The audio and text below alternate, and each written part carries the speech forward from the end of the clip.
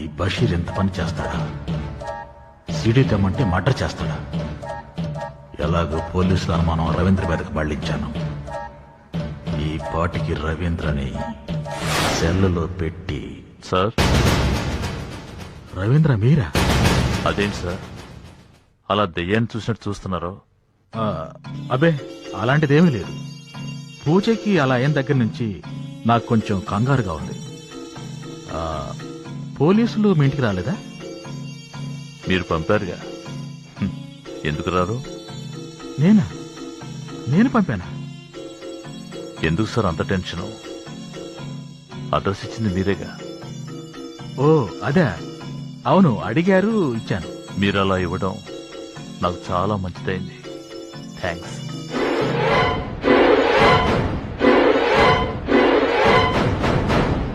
మీరు పోలీసులకు నా గురించి చాలా మంచిగా చెప్పినందుకు. ఓ అదే, ఎంతైనా మనం ఒకటి కదా, ఆ మాత్రం చెప్పడంలో గొప్పే ఉంది. మీరు పోలీసులకు ఏమేం చెప్పారో అంతా నాతో వాళ్ళు చెప్పారు. వాళ్ళతో అలా చెప్పినందుకు మళ్ళీ థ్యాంక్స్. పూజ గర్ల్ ఫ్రెండ్ల గురించి పోలీసులకి ఏమీ చెప్పలేదు. అయినా పూజని మీరేం బలవంతం చేయలేదుగా. అదే ఆశపడింది, అనుభవించింది. చాలా థ్యాంక్స్ రవీంద్ర. అన్నట్టు విజయవాడలో త్వరలో ఒక బ్రాంచ్ ఓపెన్ చేయబోతున్నాను. దానికి మీరే వర్కింగ్ పార్ట్నర్.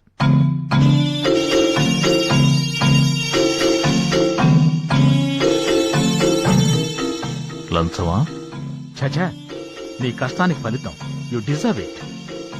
ఈ కేసు తేలే లోపల నన్ను విజయవాడకు పంపిస్తే మీరే పోలీసులకు భయపడి నన్ను పంపించేశారని అందరూ అనుకుంటారు. బషీర్ని పంపించినట్టు నన్ను కూడా కదూ? అబ్బే, అలాంటిదేం లేదు రవి. నాకంతా తెలుసు, కానీ పోలీసులకు తెలిస్తేనే కష్టం. అయినా తప్పులు చేస్తున్నప్పుడు లేని భయం ఇప్పుడు ఎందుకండి? నిండా మురిగిన తర్వాత చలికి భయపడటం మూర్ఖత్వం. నా మూలంగా మీ గురించి పోలీసులకి ఏమీ తెలియనివ్వను. కర్ణుడు చచ్చేంత వరకు దుర్యోధనుడికి ఏ ద్రోహం చేయలేదు. నేనంత గొప్పవాని కాకపోయినా మా ఇద్దరి పాలసీలు ఒక్కటే.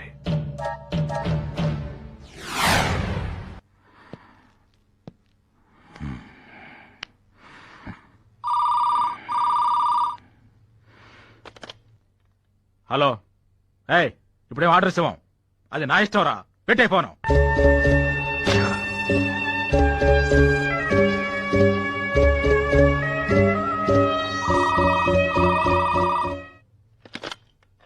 రేయ్, ఒకసారి చెప్తే అర్థం కాదు. ఎదుటివాడి పరిస్థితి తెలియకుండా మాట్లాడతావే. నువ్వేనా ఇక్కడ ఎగ్జిక్యూటివా? సార్, నేను బషీర్ని. రేయ్, నువ్వా? నీకు అసలు బుద్ధి ఉందా? నా కొంప ముంచావు కదరా. ఏమైంది సార్? ఏమైందని నెమ్మదిగలుగుతావంటారా ఈడియట్? దాన్ని బెదిరించి డాక్యుమెంట్స్ తెమ్మంటే ఏకంగా హత్య చేసావు కదరా. ఏమిటి సార్ మీరు అనేది? పూజను నేను హత్య చేయడం ఏంటి? అంటే నువ్వు చేయలేదా? లేదు సార్, నేను ఆ ఇంటికి వెళ్లేసరికి అక్కడ ఎవరూ లేరు. డాక్యుమెంట్స్ తీసుకుని వచ్చేస్తానంతే. అయితే మన ప్లాన్ తెలుసుకొని మనల్ని ఇరికించడానికి ఎవరో కావాలని ఈ హత్య చేశారన్నమాట. సరే, ఈ గొడవ సద్దుమడికే దాకా నువ్వు నాకు ఫోన్ కూడా చేయొద్దు. ఫోన్ పెట్టాయి.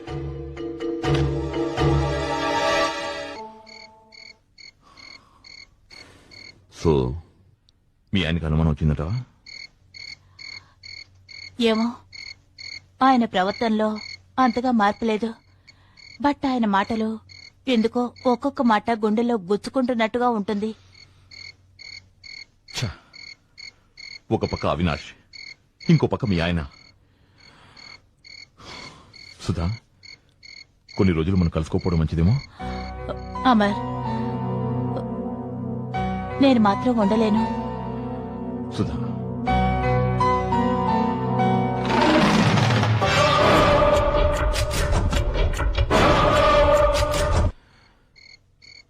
మనం వెంటనే ఒక నిర్ణయానికి రావాలి.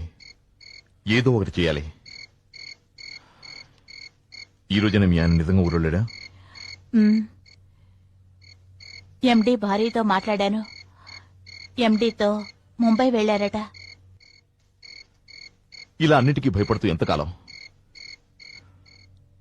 ఈ సమస్యకి ఓ పర్మనెంట్ సొల్యూషన్ కావాలి.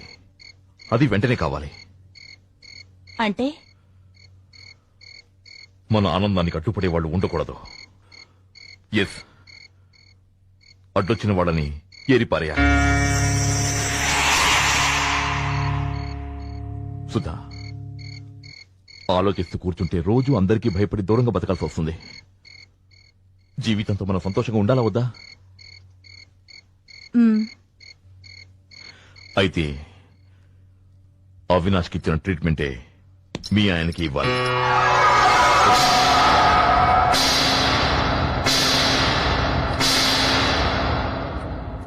సుధా, మరో దారి లేదు.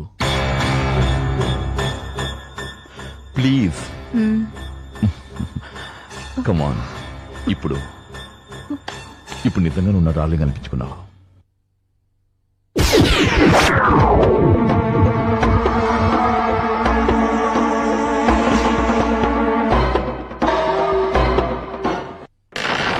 అంతం కాదు, ఆరంభం.